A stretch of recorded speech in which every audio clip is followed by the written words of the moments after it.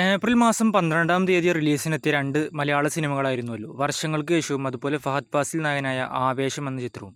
ഈ രണ്ട് സിനിമകളും ഇപ്പോൾ ഇറങ്ങി 9 ദിവസം ഇപ്പോൾ കഴിഞ്ഞിരിക്കുകയാണ്. സിനിമയുടെ വേൾഡ് വൈഡ് കളക്ഷനും അതുപോലെ കേരള കളക്ഷനും ഒന്ന് നോക്കാം. ആവേശം എന്ന സിനിമയിലേക്ക് വരികയാണെങ്കിൽ സിനിമ ഇറങ്ങി 9 ദിവസം പിന്നിടുമ്പോൾ ഈ ചിത്രം വേൾഡ് വൈഡായി നിന്ന് നേടിയിരിക്കുന്നത് 72 കോടിയും കൂടിയാണ്.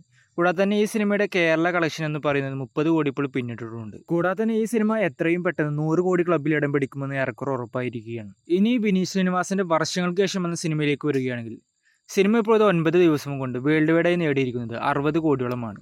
സിനിമയുടെ കേരള കളക്ഷൻ എന്ന് പറയുന്നത് 23 കോടിക്ക് മുകളിലാണ്. പിന്നെ എല്ലാവർക്കും അറിയേണ്ട ഒന്നായിരിക്കും ആവേശം അതുപോലെ വർഷങ്ങൾക്ക് ശേഷം എന്ന സിനിമയുടെ എല്ലാം ബഡ്ജറ്റുകൾ.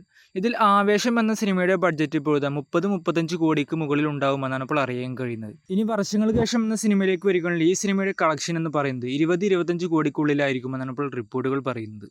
എന്തായാലും ഈ രണ്ട് സിനിമകളും വലിയ വിജയമായി മാറിയിരിക്കുകയാണ് ഇപ്പോൾ. കൂടാതെ തന്നെ വർഷങ്ങൾക്ക് ശേഷം വന്ന ഈ ചിത്രം ഹൃദയം എന്ന സിനിമയ്ക്ക് ശേഷം വിനീത് ശ്രീനിവാസന്റെ ഏറ്റവും കൂടുതൽ കളക്ഷൻ നേടുന്ന ഒരു ചിത്രവും കൂടിയാണ്. എന്തായാലും ഈ ചിത്രവും ഒരു 100 കോടി ക്ലബ്ബിൽ ഇടം പിടിക്കുമെന്ന് ഏകദേശം ഉറപ്പാക്കാവുന്ന ഒരു ചിത്രവും കൂടിയാണ്.